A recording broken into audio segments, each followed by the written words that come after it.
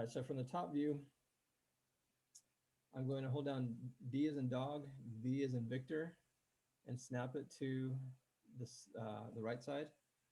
Then once it snaps through, I'm gonna hold down X and drag it to the X-axis, and I'm gonna modify it in the X-axis. I'm gonna pull these down, maybe pull these guys down too.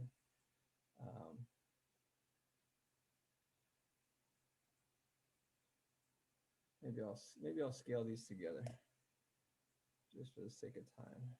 Pull them in. I can give it a little bit more of a nose, dragging these guys forward or something. Anyways, so I'll do the same thing here, scale these guys.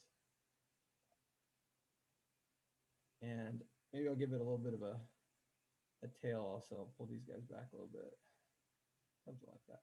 So I'm in the top view. From the side view, I can see that this is getting it's too boxy. So maybe I'll pull these guys up a little bit. Oh, not that one, hold on. So that's the front. So I'm actually gonna switch this around. I'm in the right view. I'm gonna switch it to the left view. That's what I was thinking, okay. So I'm gonna start dragging some of these. I'm gonna scale the whole thing down actually, it's too tall. Just so it gets a little bit, it feels a little bit more aerodynamic, and then I'll scale these guys, and maybe these guys, maybe this guy some more. And this is gonna be a really crude X-Wing fighter. Maybe I'll pull these guys forward a little bit. So instead of actually, I can extrude, but for the sake of this exercise, I don't want you guys so much extruding. I more want you guys building from primitive shapes. So maybe I'll scale him a little bit more overall. Go back to object mode, and I'll scale this even wider, or sorry, narrower. Maybe I'll scale it this way too. That's more like an X-Wing fighter.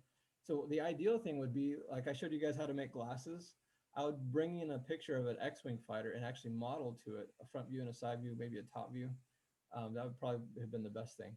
So for the wings, I'm going to create another model, another polygon primitive cube, and go back to polycube. I'll probably do the same and I'll move it out a little bit. So I want this to snap. In fact, I want it to snap to that edge. So I'm gonna hold down D and V again and snap this to the vertex. Now what I'm gonna do is hold down, instead of having, well, I'll just do it for now. So I'm gonna hit 4 so you can see the wireframe. I'm gonna hold down V as in Victor, and I'm gonna snap this to my fuselage. Maybe I'll go to vertex and drag these guys back a little bit, and these guys back a little bit too. I want to keep the ones in the center so they're close to the that point of intersection right there where I snapped it to. I don't know, maybe I'll pull these guys down a little bit. And then I'll drag these guys out. And I'll do my wing, maybe scale them in a little bit. Same thing here.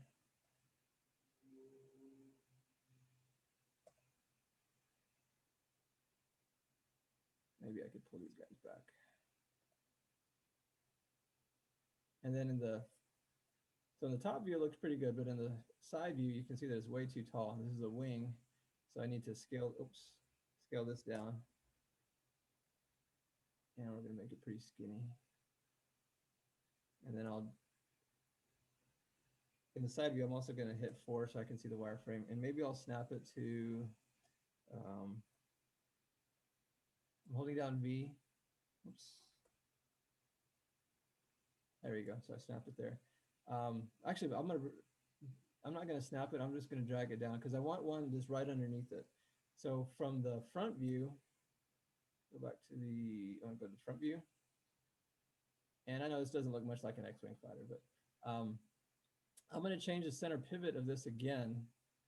And I'm going to hold down D and X, and this time I'm going to snap it to the Y coordinate. And all these values here, I'm going to freeze transformations. So those are zeroed out.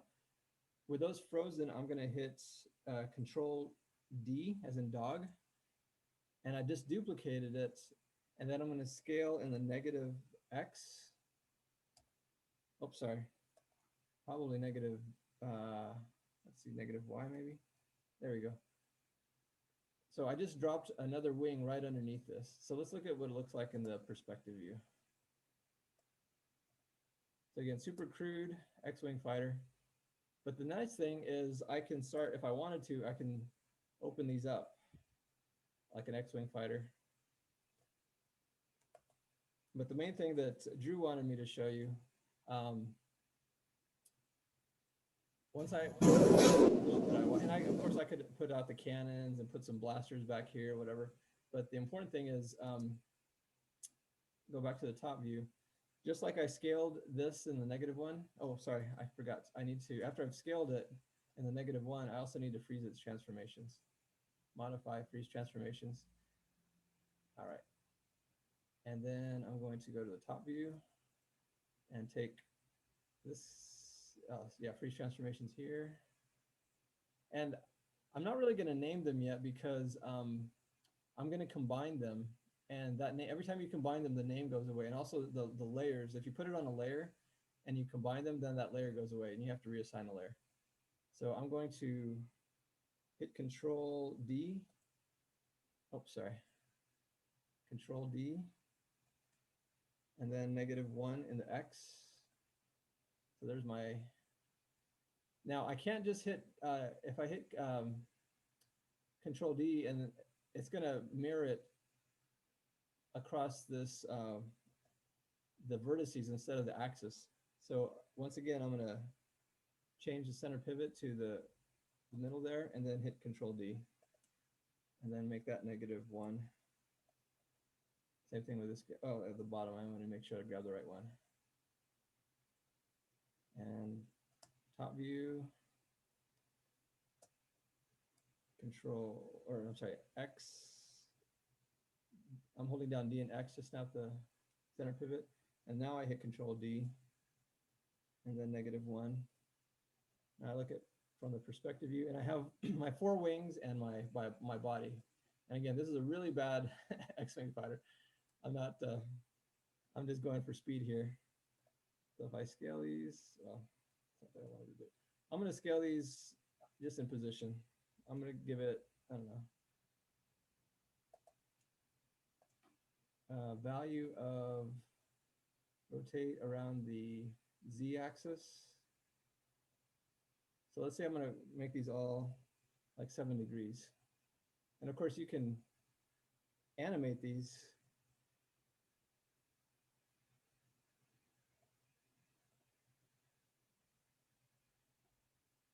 Oops, I think I did that one backwards. That one's probably +8.